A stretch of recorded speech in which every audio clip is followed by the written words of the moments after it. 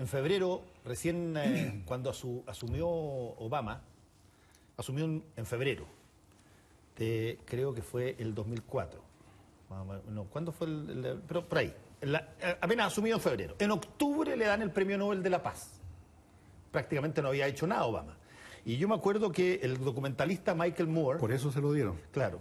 Michael Moore, el documentalista, hace un Twitter y donde le manda a Obama el siguiente mensaje y dice: lo felicito, señor presidente, ahora gáneselo.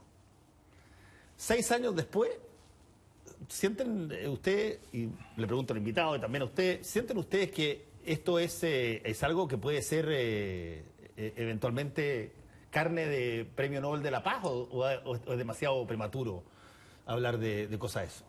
¿Tú dices un Premio de la Paz doble o el contenido? No, pero ese es sustrato para haberlo recibido, ¿es el gáneselo? Sin duda. Sin duda yo creo que esto puede significar, yo diría de manera bastante injusta, un Premio Nobel. Porque al que habría que darle este Premio Nobel por lo que hizo antes fue a Fidel Castro. Es cierto que no está apareciendo en esto de ninguna manera. Yo leí el otro día de que era sorprendente como en ambos países se hablaba de Fidel en este sentido como si estuviera muerto. ¿Y por qué tú dices que Fidel Castro debería recibir los porque yo pienso que el haber resistido el embargo durante 50 y tantos años, la mayor cantidad de tiempo le tocó a Fidel, ¿no es cierto?, en la época que esto se justificaba por un problema de dignidad finalmente. O sea, cuando Fidel logró poner en la cúspide de la política internacional a un país pequeñito como Cuba, que no tiene ni agua dulce, como dice un escritor amigo, y yo diría que él le dio el sentido de resistencia, el sentido de dignidad a esa resistencia. Y ahora lo único que se ha hecho, en el caso del gobierno actual de Cuba, es recibir el beneficio de esa larga lucha, de ese largo empeño, ¿no es cierto? Eso es todo. Y curioso como son las cosas, probablemente les toque el Premio Nobel de la Paz. Fernando.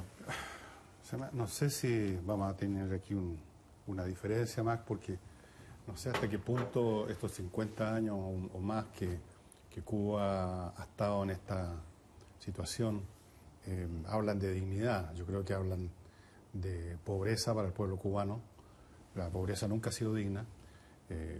Suena bien decir una pobreza digna, pero la verdad es que la pobreza es lo más indigno que hay, porque obliga a las cosas peores, a las peores conductas, a todo lo que lleva al ser humano a sobrevivir como sea. Tampoco me parece que haya mucha dignidad en la forma como el régimen cubano ha usado y usó como un elemento de legitimación, entre otros, ese asedio, ese embargo, que era el embargo de Estados Unidos, no de Europa, no de España, no de otros países, para legitimar su régimen, que obviamente que no es muy democrático, que es un régimen que ha cometido atropellos de todo orden, y que ha mantenido a estas personas como en una burbuja en el tiempo, como que Cuba se paralizó, y a pesar de los progresos que se hayan hecho en algunas áreas, se habla siempre de la salud, de la educación.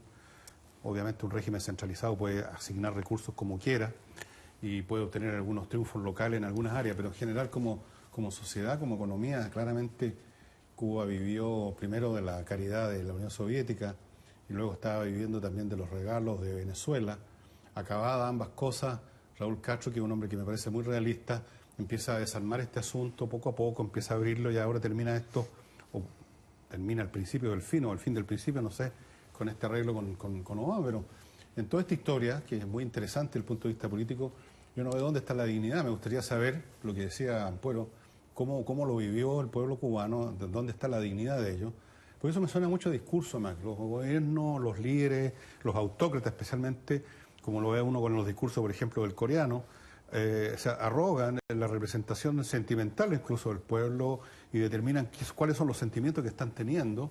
Y al pueblo jamás le han preguntado, digamos, qué es lo que están sintiendo.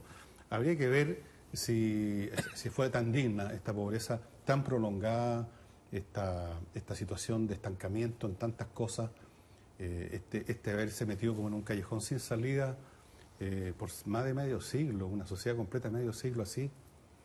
Se me hace difícil asociarlo con la dignidad.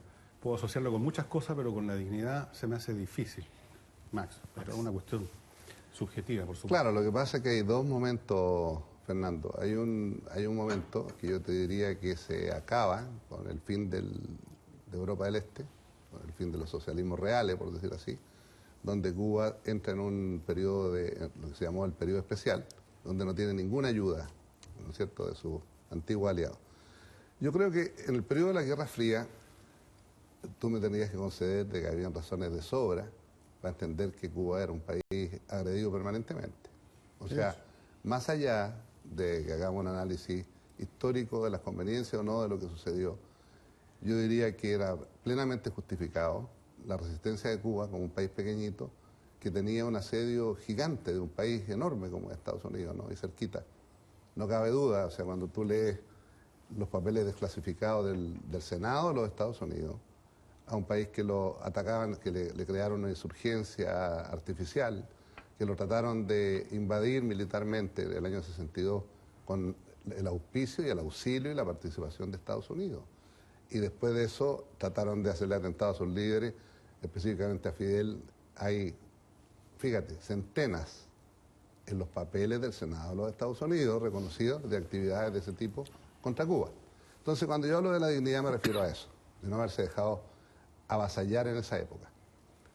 Estoy contigo. Después hay un montón de años, cuando termina la Guerra Fría, donde se puede discutir qué significaba cada una de las cosas. Ahora yo tengo la impresión que en general, Fernando, por un tiempo muy largo, la Revolución Cubana, que nació evidentemente de aspiraciones populares y se desarrolló así, tenía el apoyo de mucha gente.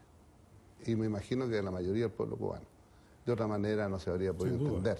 Pero tú sabes